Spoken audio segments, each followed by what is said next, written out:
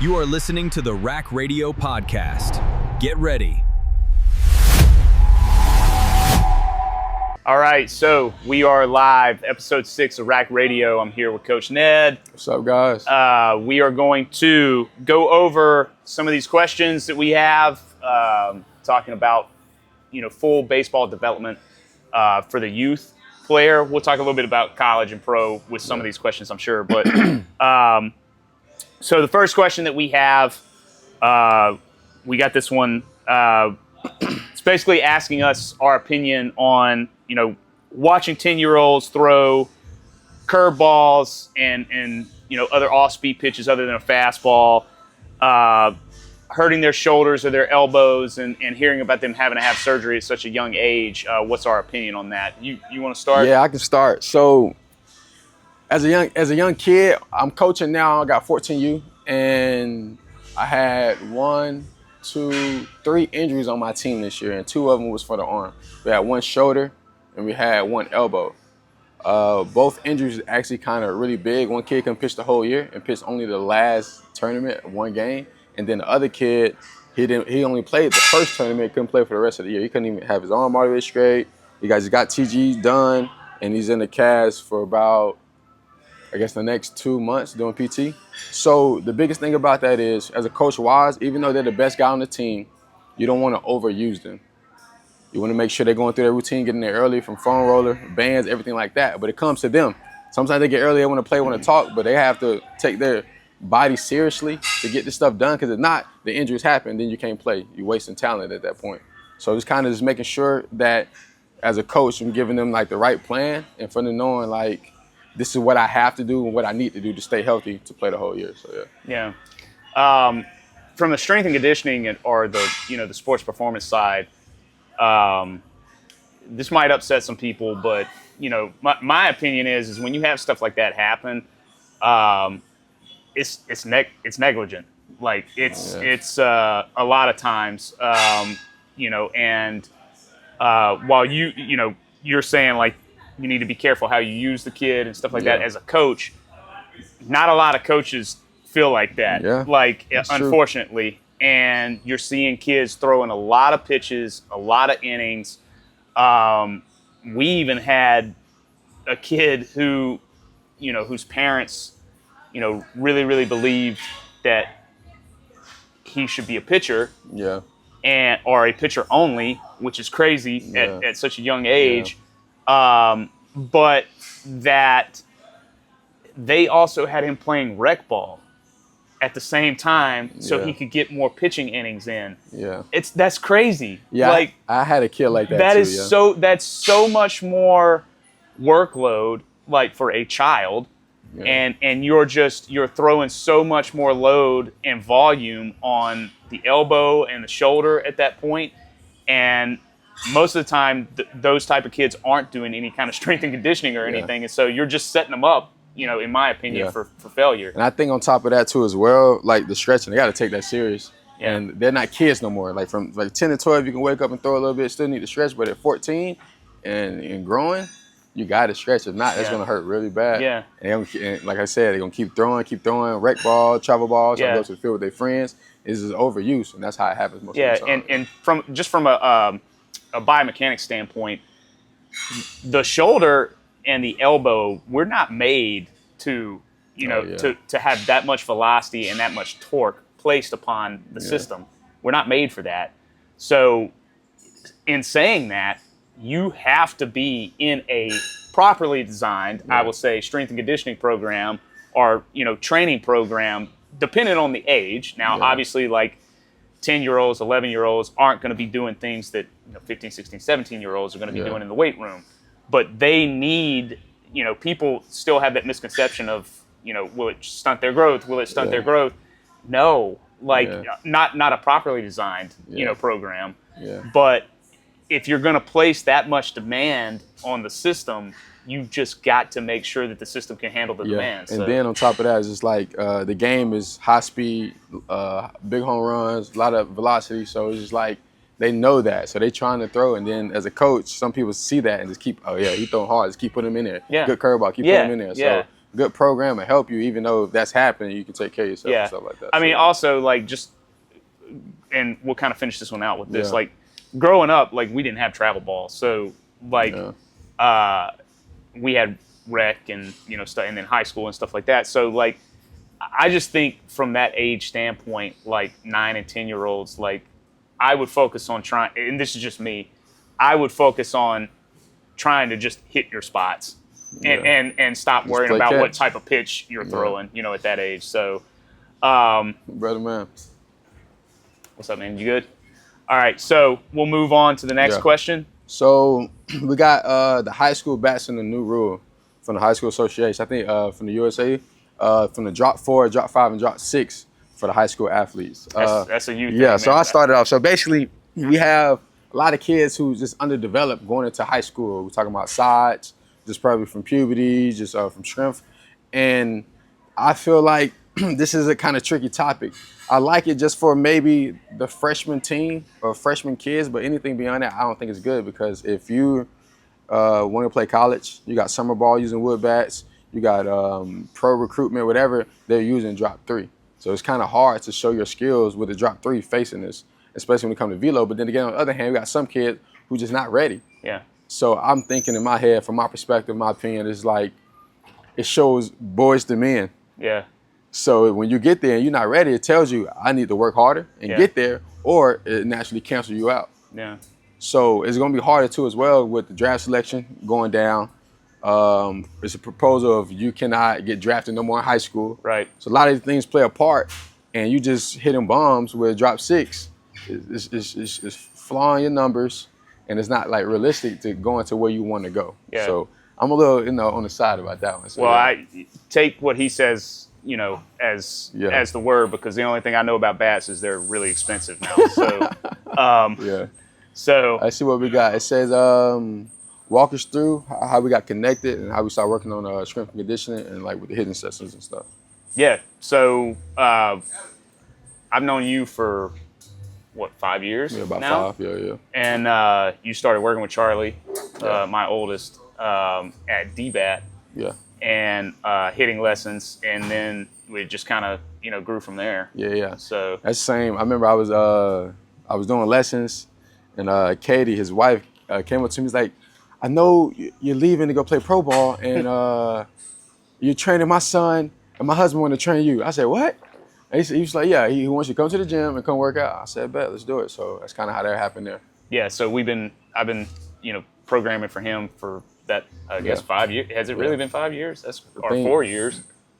20. Was it 21? December 2021. So 5 years. It'll be 5 years. Or yeah. December 2020. No, December 2022. Okay, so it'll December be 4. Yeah, 2022. it'll be 4 years Yeah, in December. So that's crazy. That's flown. That's a long time. Yeah. And then just it just kind of made sense, honestly, to me, because Ned is the best at what he does, and we train baseball players. We train a lot of baseball players, which is a misconception. And I wanted to build something with him, to where we could offer an all-in-one to the athletes that we were working with and he was working with, and it just kind of went from there. Yeah. So I mean, it's a blessing in disguise, and I'm really excited and thankful too as well, man, because I got a lot of plans, big plans coming up. So it's gonna be really big, and thanks to Ed, we can get the stuff together. Yeah. So I'm excited. Let's see what we got next. What's the biggest misconception high school baseball players have about strength training? I'll let you go on that one. The biggest misconception is still I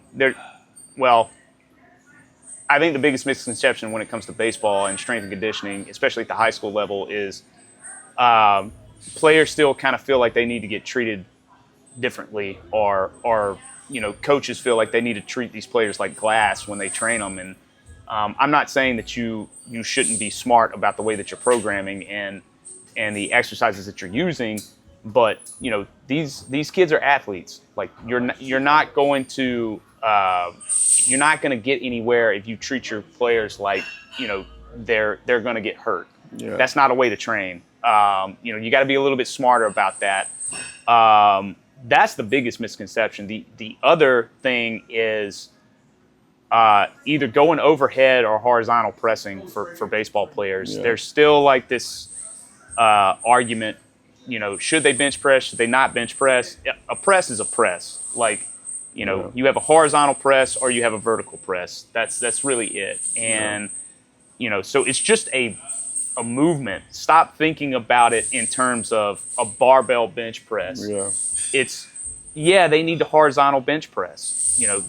What does that look like? Does it look like loaded push-ups, unloaded push-ups? That's still a horizontal press. Does it look like a dumbbell press, a single arm press, a hammer grip bar press, or a football bar press? A press is a press. So, yes, they do need to be strong in the horizontal pressing and vertical pressing movement patterns. It just depends. There's a million different ways that you can go about doing it. You don't have to just barbell bench press. So, I would say that. Yeah, I'm going to pick back up that. And then, like, he's more the technical side, but more so just high school, you got to get in the weight room. So when you don't know what to do or when to do it, the parents think, like, is it too early or too late? You got to get in there, find a way. And if you don't know nothing, we got Ed. Come find Ed. Yeah. If you're in Georgia, come find it, and he'll show you how to do it. But you got to get in that weight room, especially if your goal is to play higher level baseball. You got to get in that weight room. So, I think that the game has changed so much in the last 20 years. If you look at these high school kids now, like, they're grown-ass men, and, for the most part, and that's what it takes now. Like, the days of, you being either really overweight, but you could just really hit a baseball, or the days of being, super thin, and you were just really tall with good mechanics. Those days are kind of over. Like, the baseball players and the athletes now, they're big and they're strong and they're fast. And so, you're not going to get that, just from playing your sport only. That's real. To be an athlete, full athlete overall. Exactly. So, let's see what we got next. What does an assessment look like when a new athlete walks in? What are you testing first? And what are some red flags that show up mostly like from 14, 17-year-olds, like high schoolers? You want to go from your side of things? So when new athletes walk in, we just kind of talk to them based off what's good. So basically what they're good at and what they need to work on when it comes to personal player development. So after we talk about that, we talk about like his goals from the parent side and from the kid side to see if everything is in line on that standpoint. And then when we come in, we just do kind of some video footage, having everything in numbers from an exit wheeler, lunge angle, stuff like that. And we do that to know where a base is, where we want to go. And we train, we have it going to the gym, getting your rotational force, and learn how to move that to your swing. So everything kind of merged together there. So after that, I think every month we kind of test exit wheeler, stuff like that. We check on it weekly, but we don't look at numbers to monthly. So you can get that full body feelings from your coaching, like from strength and conditioning. So you get that done, and then we check monthly to make sure and stuff like that. From our side, from the strength and conditioning side, so the first thing that I try to do is when he has a new kid, come in and join, I try to talk to him first and see, because normally they're going to see him first. And try to talk to him first and see, what he sees from the kid's strengths and weaknesses. If they're a hitter, from their rotation with the bat and their hips and their lower extremity. If it's a pitcher, upper extremity, glenohumeral joint, shoulder joint. How does that look? How does their rotation look? How does their push off look? Now when they get in here, we're gonna do a pretty thorough testing process with a lot of data points. So we're going to look at body composition, how much skeletal muscle mass they're walking around with right now. Where's their body fat at? Then we're going to look at a grip test, especially for pitchers. Now we do it for both pitchers and hitters, but especially for pitchers.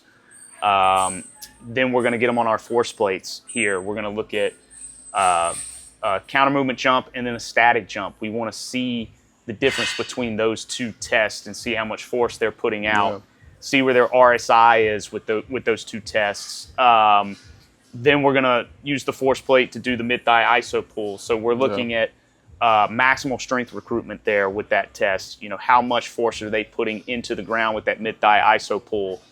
We're looking at joint isometric tests with hip adduction, hip abduction. We're looking at shoulder joint isometric tests with internal, external rotation. How much force are they putting out?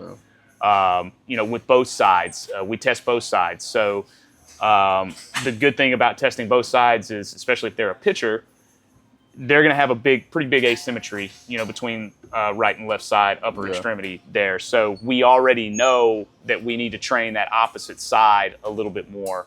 And then looking at things like eccentric hamstring strength with the Nord board, isometric hamstring strength with the Nord board. These kids are just weak. Like strong, high school baseball players, you are just weak. It's funny. That's the high school bats. Because like when they going from that drop down, they gotta get in that gym, man. And then we'll look at things like vertical and broad jump, and then test some speed tests using our lasers and stuff like that. Yeah. The point is he and we are getting a lot of data points, all right? And we're getting a lot of data points specifically to you as the individual athlete, and that's how we go about creating the program. Yeah. It's not a one-size-fit-all program. 100%. We're not. I'm not just writing stuff up on a whiteboard or passing out the same program to every child or kid or high school athlete. Yeah. We are writing individualized programming at the high school level because we want to get the most out of the individual. Yeah, 100%. I love it. I know when I was here too, when I was playing pro. Using the Proteus is good because it tells you what your weak is, and mine's like my posterior chain, so like my hamstrings, glutes, lower back, and me strengthening that up turned me into a whole new beast. Yeah. You know what I'm saying? It made me faster, stronger, and it was so cool to see how everything just merged from like even across the board. Yeah. So that was kind of cool to see too as well. Yep. All right, so see what we got.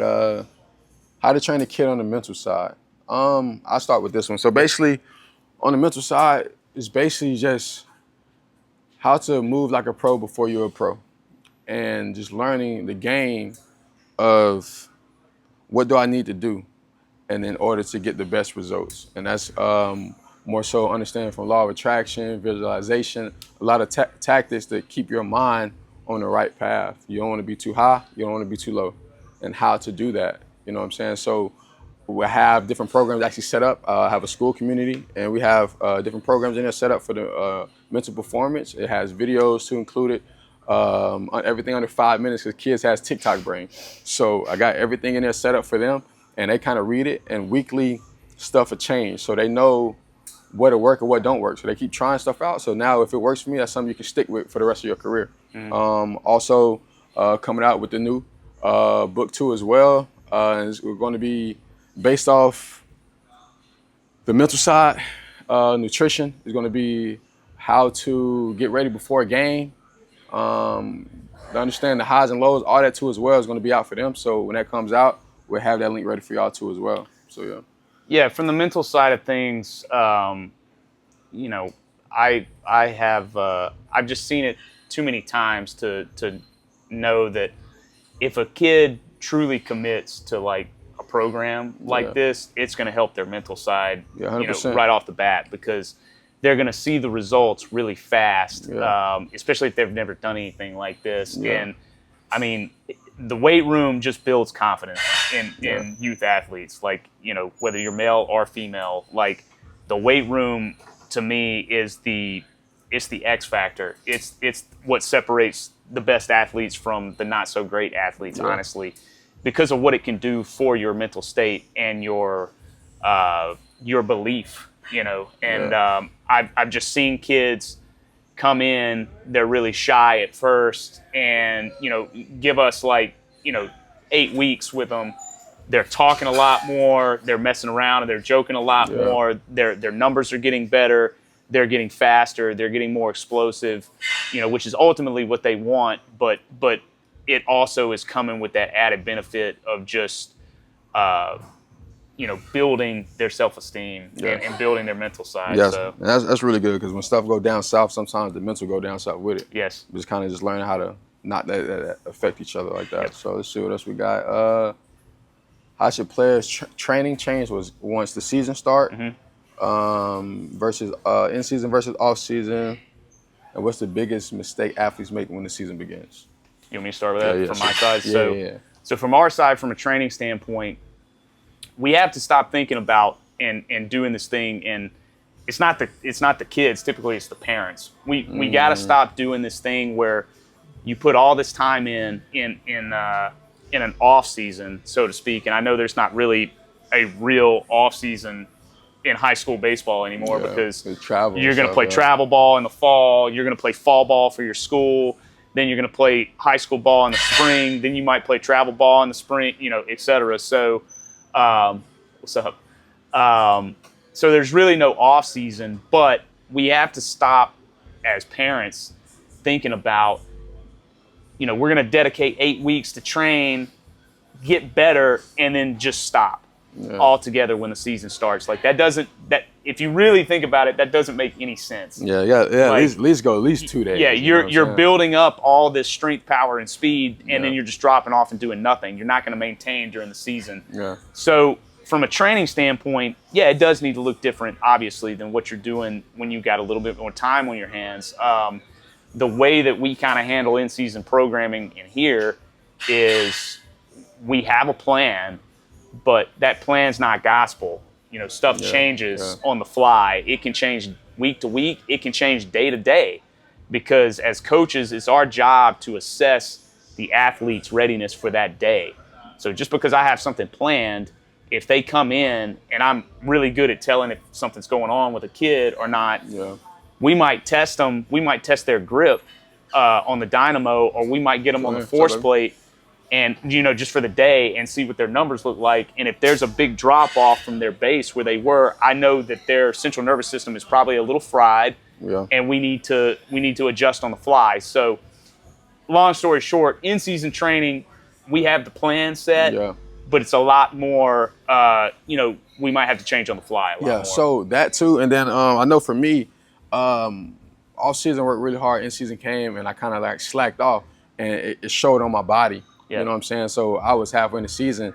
I'm getting hot. Kind of strained my hamstring. I was out for a month, and it kind of hurt me a little bit. But once I got back, my next off season was like extreme. I was nutrition was better, everything was better, and I was working so hard. But to prevent that, staying even and staying with the plan, even though you're in season, you're doing more mobility.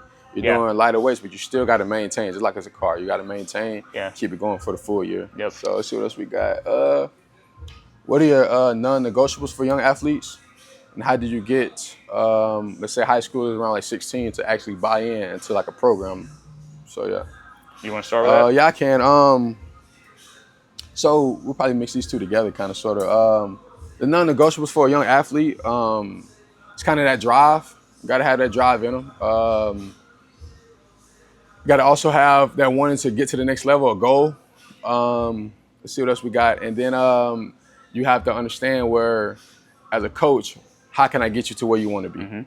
So for me and him, I was telling him about this all-in-one plan that we have we got strength and conditioning, we got from hitting, soon to have pitching, mental side, and then nutrition side too as well. So having all these is like a one-stop shop. So when you come in, you're getting the best of both worlds. And not just telling you what to do, but teaching you so you can do it on your own. You can do it in the off season. You can do it when you're in college. You can do it after you stop playing pro to keep your body intact and just understanding that discipline throughout. And that's kind of what it is. So non-negotiables is just basically just knowing their goals and for us reaching their goals. So it's knowing what they want to do and kind of just helping them, pushing them there. So So the question was, it says you get 16-year-olds to buy in, but this is for anyone really.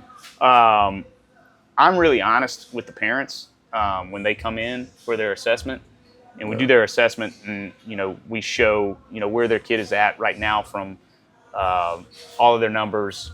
Looking at force production, rotational power with some of the 1080 stuff. I forgot to mention that, and the Proteus. So thank you for bringing that up. Proteus. I'm pretty honest with them, and because I want to be able to deliver on the results that they want. But the thing that I look for, my non-negotiable, is the kid coachable? For one, can they take, criticism? Can they take coaching? But also, they got to commit. Like, that's the biggest thing. They have got to commit. And they've got to understand that they're coming to us for a reason. Yeah. Because they know that we can get their child to where they want them to be. Yeah. It's their goals. It's not my goals. It's their goals. But they've got to be able to commit and allow us to do what we do. Like, you can't have, especially from your side, like, you can't have parents on the sidelines, like, trying to coach their child how to hit when you're paying someone to coach your child how to hit. Yeah, so and the crazy thing about that still happens in 14, 15 youth. 100%. And I know, like, sometimes I told my kid one time, like, let's take some pictures. We're down, and last inning we got out in 3 to 5 pitches. Yeah. Y'all can see some pitches. Yeah. It's okay. And parents like, nah, you swing. Yeah. And guess what? We get out of the next 3 to 5 pitches. So just kind of learning, understanding, like, I can hit with 2 strikes. This pitching ain't better than me, you know what I'm saying? So just having that confidence behind you, but confidence is built. Yeah. You know what I'm saying? So building that confidence so you can be able to, like, I can take some pitches. Oh, I made error. That don't matter. Boom. Just keeping you locked in like that. So and sometimes you have to have a hard conversation with a parent. Like, you came to me. I didn't come to you. You came to me. So, trust the process and what we're doing. And, it's going to work. But you've got to buy in and you got to commit. Yeah. So that's really it, man. So I think that's all the questions. We got that one more, right? This one right here. Did we kind of lump those? Yeah. We lumped those two in. Well, this one right here is one more. What separates the athlete who gets a college offer from the one with the same talent who does it? What do you see in the year 2 and 3 of working with that kid? You can go on that one. Yeah, I think the biggest thing that separates them is just the work ethic. Yeah. Everybody's got the same opportunities. Yeah. Now, especially this day and age, there's so much information out there. Mm-hmm. Some of it good, some of it bad. Some of it generic, some of it more specific. But what are you going to do with all of that stuff? Even if you work with us, like, you still have to put in the work. Like, we're giving you the plan and the guide, but we're not doing the work for you. You still have to do the work and commit. So it's the work ethic, to me, honestly, that separates. Because talent at the youth level, talent is the biggest kind of separator, honestly, at this level.